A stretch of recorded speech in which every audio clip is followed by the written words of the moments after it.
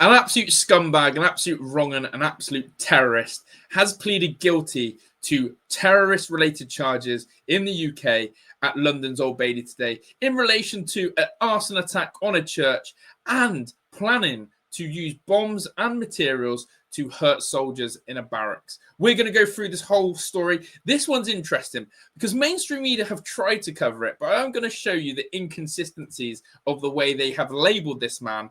And also, I want to get your reaction to this full story. Welcome on True Bit Media. This is the channel that speaks the truth, exposes the truth, and lives the truth, and the truth must be heard.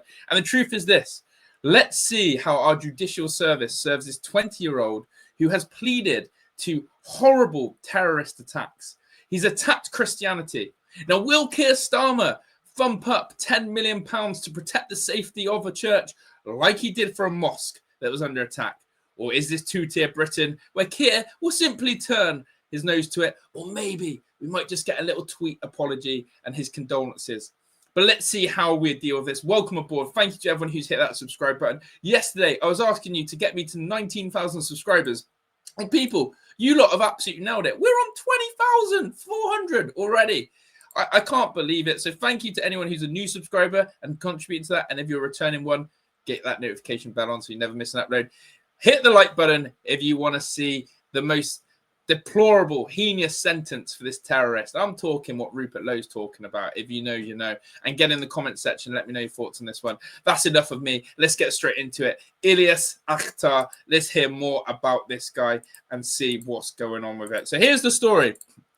As summarized here. He wanted to have an arson attack at St. Peter's Church in April 2025, which he did, and he had preparations for a bomb attack on soldiers at Windsor Barracks. He accessed Al-Qaeda materials, researched explosives and poisons, and staged a bomb hoax and as the supermarket, causing significant damage to the 1858 church landmark. Akhtar faces sentencing on January the 10th, 2026, while remaining in custody, amid public discussions on faith security disparities following recent mosque funding announcements. Exactly what I've been talking about. And you should see how people have reacted to this.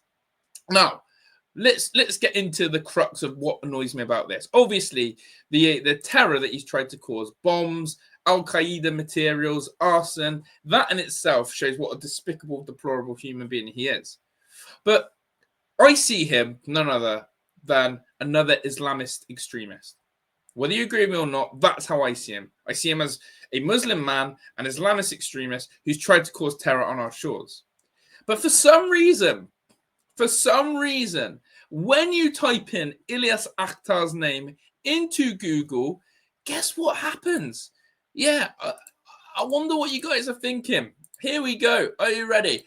I simply copy and pasted the name Ilyas Akhtar into Google, and this is what happens. Are you ready? You're going to be absolutely bamboozled by this. Look, Ilyas Akhtar, copy and pasted. What's that? The BBC mainstream are covering it? Oh, I'm sure there's loads of stuff. Let's look at the title. Slough man admits terror charges but faces trial on others. Slough man. Okay, fair. We're calling him a Slough man, are we? Interesting. Not Islamist extremist, not terrorist, not, maybe, and again, need to look into his migration status of how he's in our country. Look at Sky News, even better. Look at this, even better from Sky News. Man, he's just called man. Man who plotted to attack soldiers at Windsor Castle. This one, UK man pleads guilty to plotting bomb attack. Slough man again.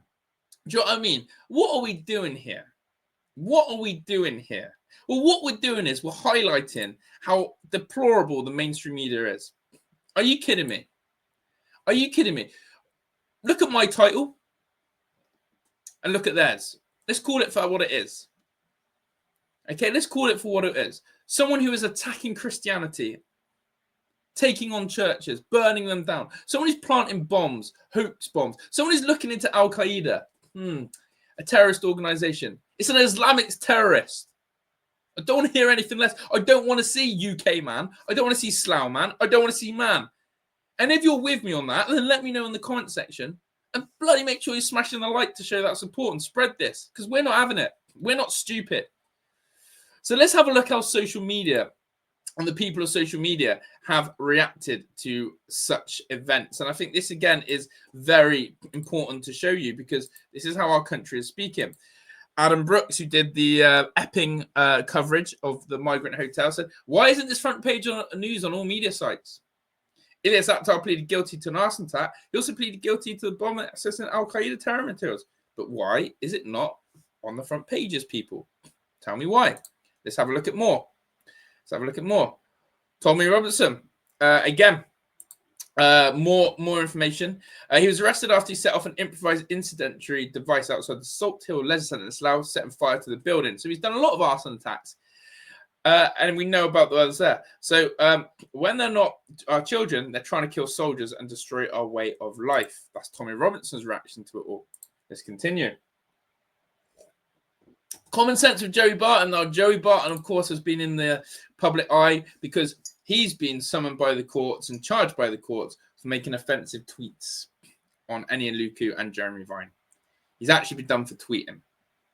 But he's put this: "Are you going to pay the Catholic Church 10 million for its protection against extreme Islam in the UK?"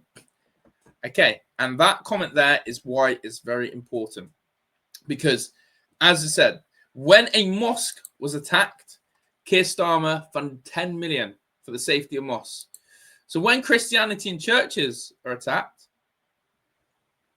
silence? Who do we favour?